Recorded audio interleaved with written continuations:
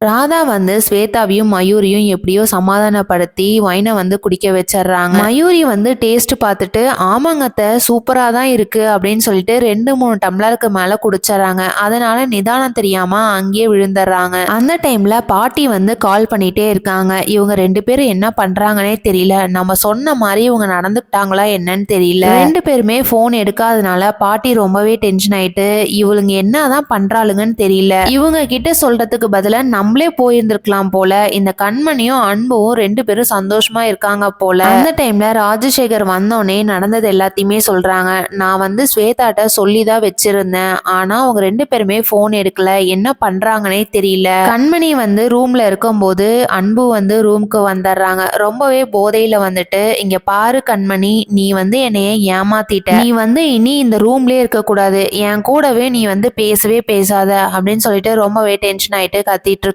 கண்மணி இருந்துகிட்டு நான் என்னங்க தப்பு பண்ணேன், நான் ஒரு தப்புமே பண்ணல, எங்க அம்மா தானே பண்ணாங்க, அதுக்கு ஏன் நீங்க என்னை தண்டிக்கிறீங்கன்னு எனக்கு தெரியல அப்படின்னு சொன்ன உடனே அன்பு இருந்துகிட்டு, இங்க பாரு கண்மணி, நீ இந்த ரூமை விட்டு வெளியில போ, தயவு செய்து என் கண் முன்னாடி நிக்காத அப்படின்னு சொல்லிட்டு வெளியில தள்ளி விட்டுறாங்க. கண்மணியும் வெளியில போயிடுறாங்க. அந்த டைம்ல ராதா வந்து பார்த்துட்டு அன்பு அப்படின்னு சொல்லிட்டு கத்துறாங்க. என்ன முடிவு பண்ண போறாங்கிறத வெயிட் பண்ணி பார்க்கலாம். தேங்க்யூ.